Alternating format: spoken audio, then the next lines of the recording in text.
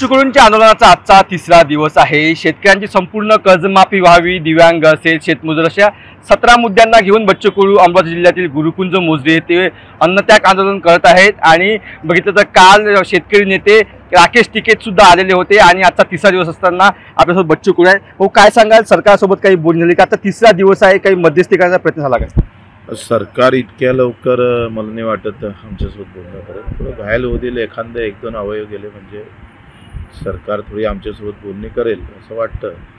आणि आम्हाला त्यांच्याकडून, कारण त्यांची भूमिका अशी आहे, सरकारची सध्याची मानसिकता अशी आहे का कोणी आमच्या विरोधात बोलूच नये, आमच्या विरोधात कोणी आंदोलन करू नये, केलं तर त्याचं कसं मुरवाचं कसं जिरवाचं, अशा एकंदरीत भूमिका सरकारची असल्यामुळं मला नाही वाटत ते सध्या इतक्या लवकर याच्यामध्ये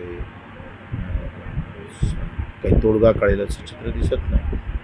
काल राम ठाकरेने आत्महत्या केली, वासनूच्या 35-40 वर्षाचं तरुण होत आहे आणि त्याच्यावरून लक्षात येते का राम नावाचा ठाकरे मरण पावलाय। राम मंदिर बांधता आलं, ते पुण्य घेता आलं सरकारला, पण रामाची आत्महत्या थांबवता नाही आली, कारण व्यवस्था एवढी भरकळून टाकली का आजही अमरावती जिल्ह्यामध्ये फक्त अमरावती जिल्ह्याचा आकडा 100 दिवशी आत्महत्याचा आहे, रोज मरतं।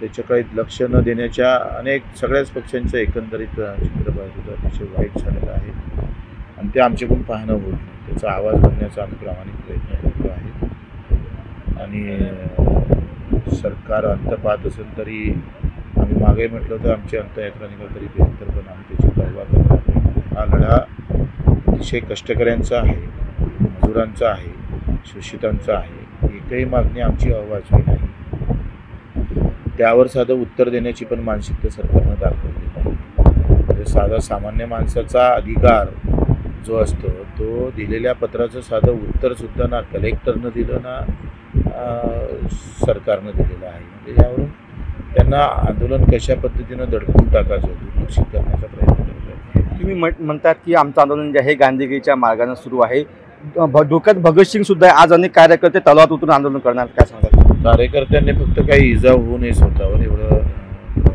दखल घ्यावी आणि 14 नंतर आम्ही त्या भूमिकेत जाणारच आहोत, कारण या सगळ्या याच्यामध्ये अन्नत्यागाच्या आंदोलनाचा आमचा उद्देशच आहे का आमचं जिवंतपणा आम्हाला दाखवायचं आहे। आम्ही जिवंत आहोत, शेतकरी आहोत, मजूर आहोत। जरी जाती धर्मात आम्हाला विभागण्याचा प्रयत्न केला असेल तरी आमचं मूळ जो धर्म आहे तो शेती धर्म आहे, शेतकरी आहोत आणि त्याचा आवाज कुठं दबू नाही द्यायचा आहे म्हणून अन्नत्याग आंदोलन करत आहे। सरकारनं लक्ष द्यावंच लागेल, नाही दिलं तर त्याचा काय तो सरकारला ते भोगावे लागेल। हे जे पाप जे सरकार करत आहे त्याचं निश्चितच ईश्वरही त्यांना माफ करणार नाही। तुम्ही ज्या पक्षातून तुमची राजकीय कारकीर्द सुरू केली त्या शिवसेनेने तुम्हाला पाठिंबा दिला आहे, कसं बघता पाठिंबाकडे?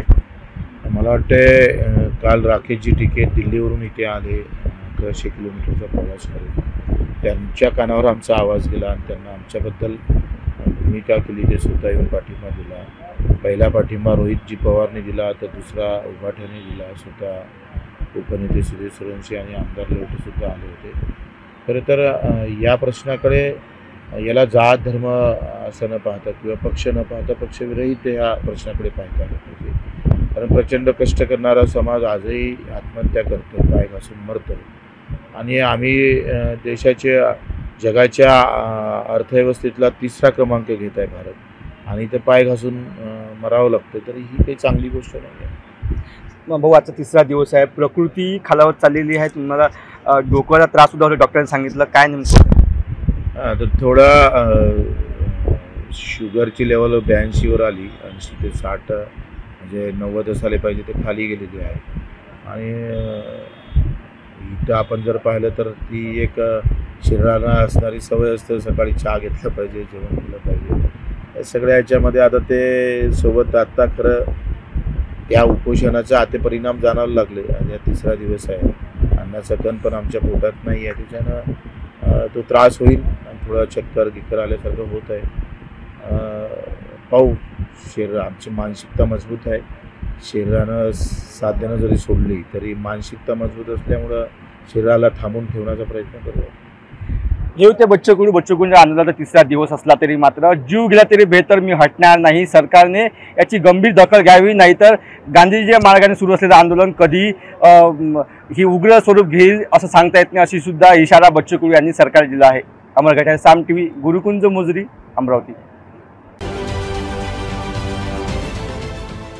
देश विदेशातील प्रत्येक घडामोडींचे लाईव्ह अपडेट मिळवण्यासाठी आता साम टीव्हीच्या सर्व सोशल मीडिया प्लॅटफॉर्मला लाईक, फॉलो आणि सबस्क्राईब करा. तसंच सर्व नोटिफिकेशनसाठी बेल आयकॉन प्रेस करायला विसरू नका.